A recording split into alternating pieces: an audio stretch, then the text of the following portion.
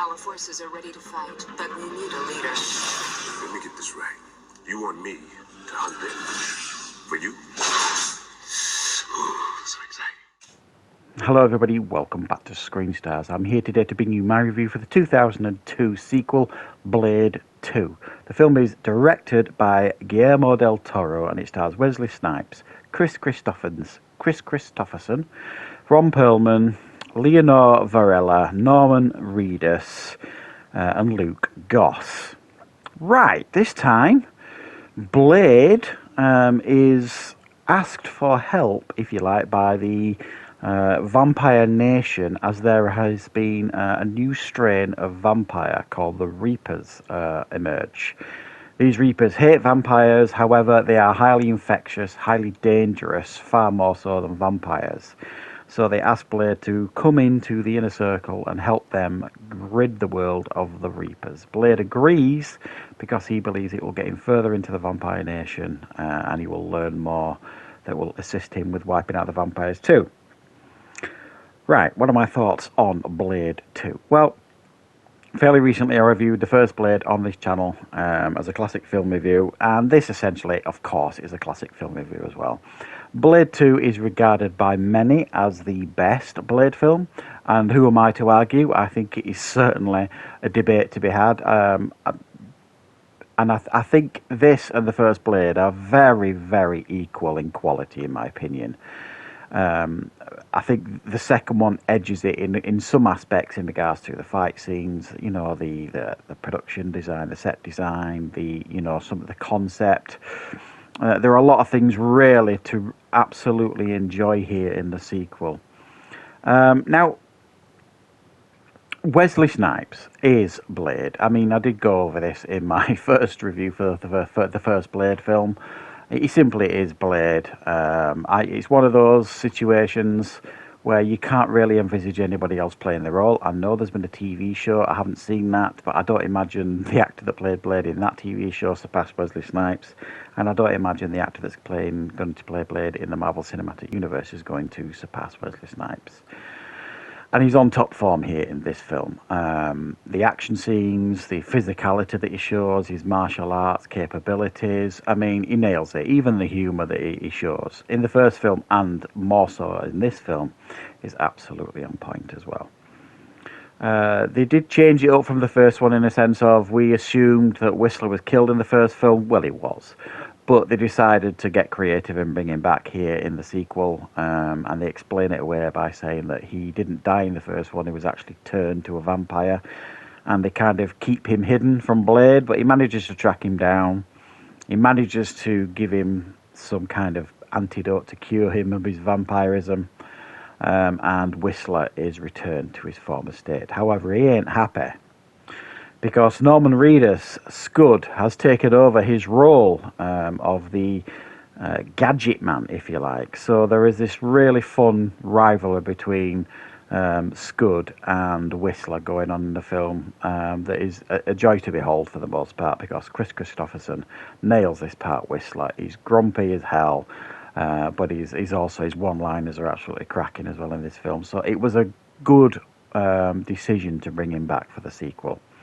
Now, the whole concept here of these Reapers was such a brilliant idea, I thought. You know, how do you create a real threat here, not just for Blade, but for the vampires?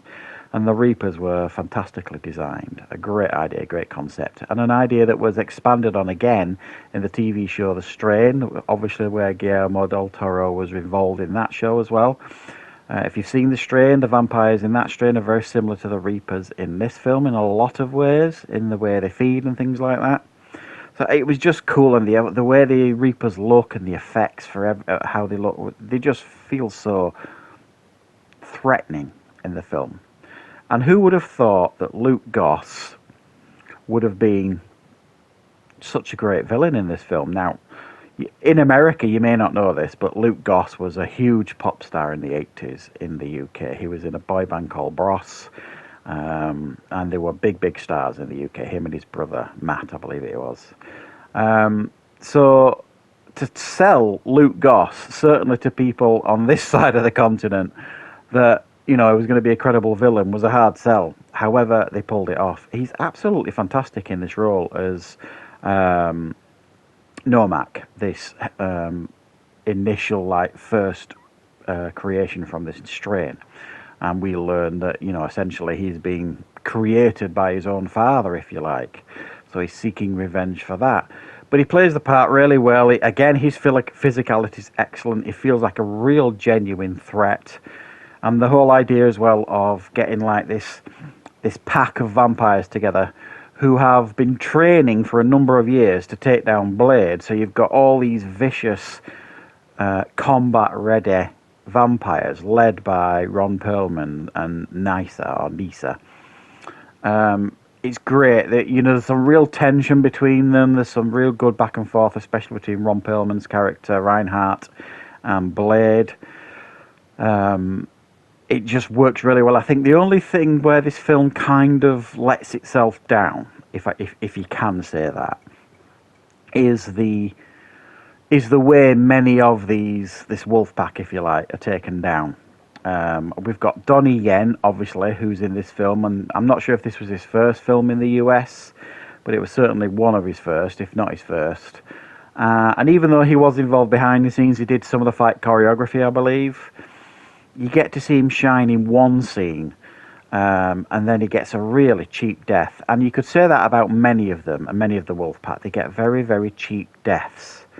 And you would have just hoped that some of them could have gone out with a little bit more, I don't know, a little bit more of a bang rather than a fizz, so to speak. We also, as well, again, UK viewers will know this, probably you will in the US as well, because Red Dwarf is a big show around the world, is Danny John Jules plays Cat in Red Dwarf, and he plays one of the Wolfpack here who's aiding Blade. I still find that fascinating when I think about it now. When you think, you know, the actor that plays Cat in Red Dwarf is in this film. So this film, I think, is brilliant. It's paced fantastically. There's some wonderful action scenes. There's some great moments of tension in the film. There's a good, decent twist in it.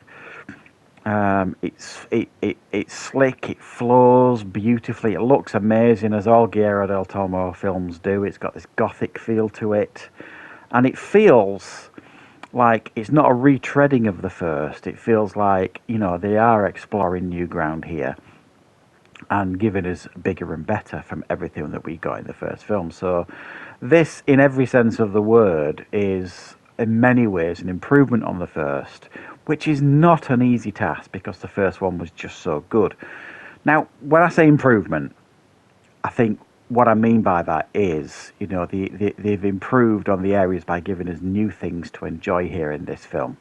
I think this stands side by side with the first one, making two absolutely superb Blade movies, and they're both as good, in my opinion, in their own right. They're just different. I love how this film plays out. You know what I mean? My only criticism is how some of the Wolfpack are taken out. I would have preferred that to have been a bit better. But essentially, it's Blade's film, and they did keep the main characters of the Wolfpack around, like the Ron Perlman and the Nisa and things like that, for them to play out in the final act. And their final act is explosive, as you would expect, with a great fight scene between Nomak and Blade, and quite an emotional end as well, because we've got a little bit of a love interest here for Blade as well with Nisa, which you don't expect from Blade in this film, but you see him kind of softening to her as the film goes on, and there's a real connection by the end of the film. So you kind of feel his heartbreak at the end of the film when he loses her. Spoilers, guys, but you know, this film has been out a while.